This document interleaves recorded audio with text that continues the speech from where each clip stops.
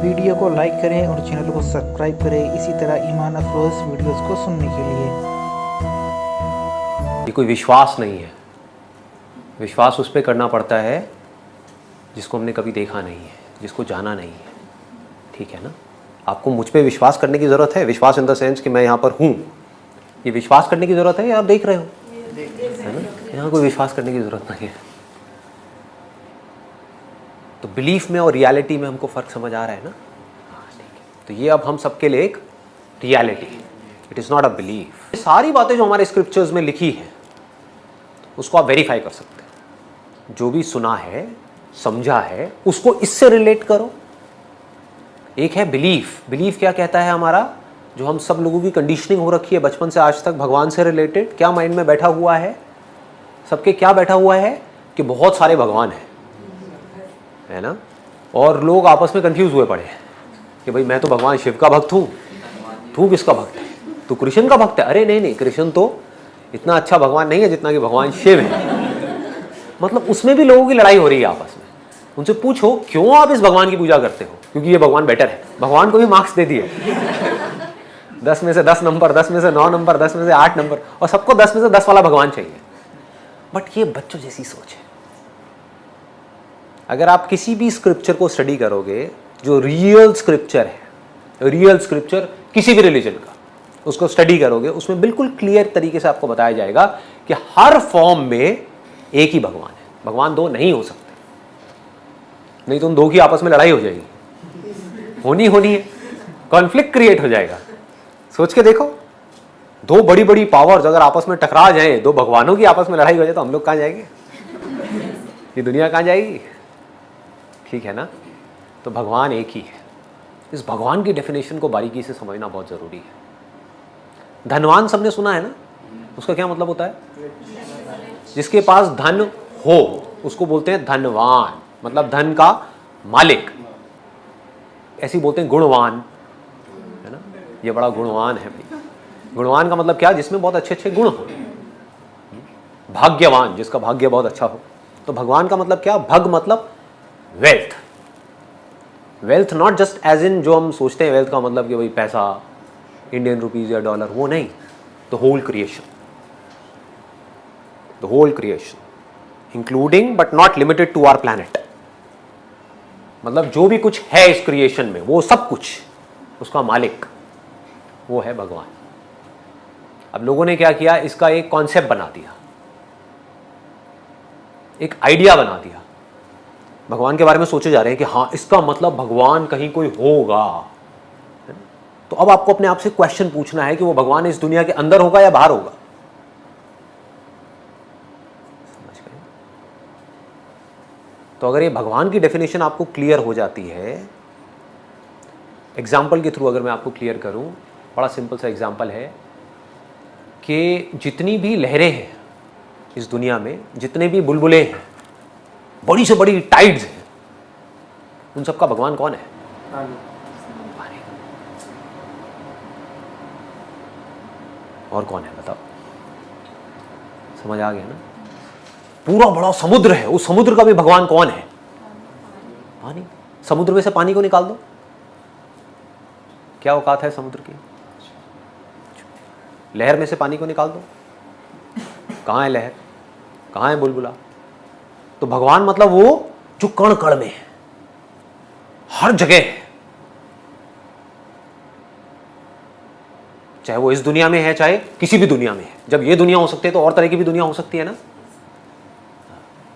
तो वो जो हर जगह है, मतलब कि भगवान आपसे कहीं दूर नहीं है। एक बहुत बड़ा मिसकंसेप्शन है, जिसको अगर आप भगवत गीता को ध्यान से पढ़ोगे तो आपको समझ आएगा, वेदों को ध्यान से पढ़ोगे तो आपको समझ आएगा। एक बहुत बड़ी गलती है जो लोगों ने कर दी है, जिसका वो फल भुगत रहे हैं। भगवान कहाँ है इसका मतलब?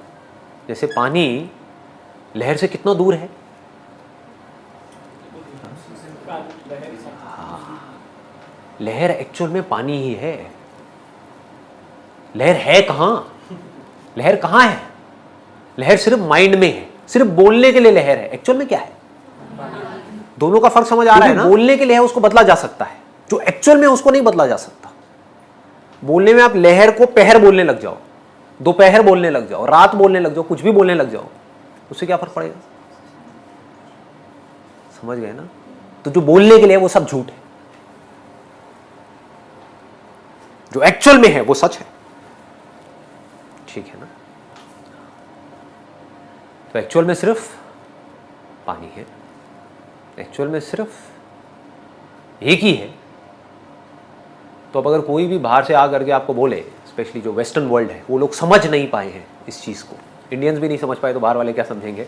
वो बोलते हैं कि यार तुम्हारे तो इतने सारे भगवान हैं, तुम इतने सारे भगवानों की पूजा करते हो। तो क्या बोलना है उस वक्त उनको?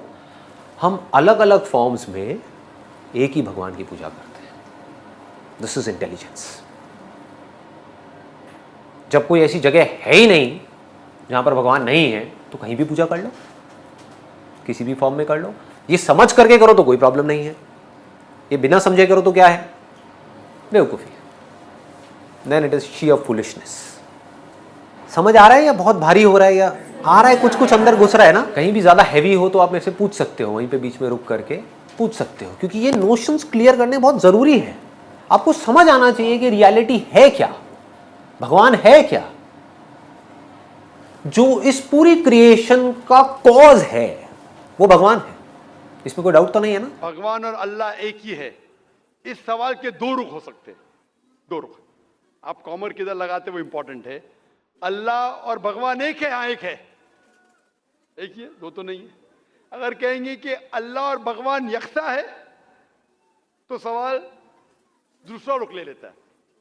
इसका जवाब अगर आप पूछना चाहते हैं कि अल्लाह और भगवान एक है, तो बेशक एक है।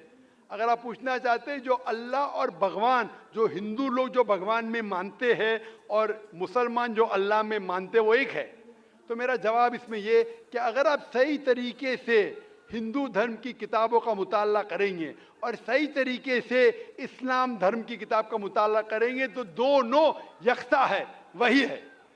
लेकिन अगर जो मजहब के धर्म अधिकारी है उनकी बात सुनेंगे, जो किताबों के हवाले से दूर है, किताब के पैगाम से दूर है, तो हो सकता है आपको गलत राय मिलेंगी।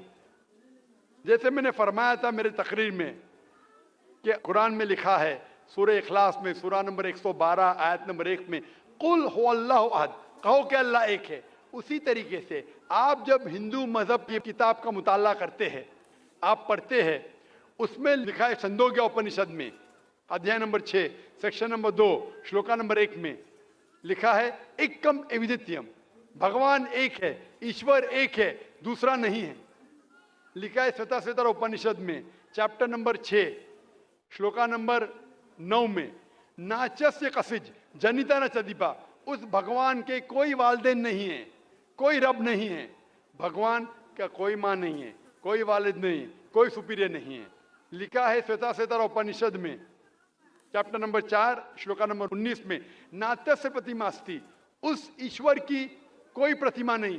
प्रतिमा का मतलब है अक्स, painting, picture, portrait, statue, idol. उस भगवान की कोई प्रतिमा नहीं, कोई पिक्चर नहीं, कोई पेंटिंग नहीं, कोई अक्स नहीं, कोई फोटोग्राफ नहीं, कोई आइडल नहीं, कोई स्टैच्यू नहीं। ये दोहराया गया है यजुर्वेद में चैप्टर नंबर 32 श्लोका नंबर 3 में, नात्यस्य प्रतिमा अस्ति, उस ईश्वर का कोई अक्स नहीं, कोई प्रतिमा नहीं, कोई पिक्चर नहीं, कोई पेंटिंग नहीं, कोई फोटोग्राफ नहीं।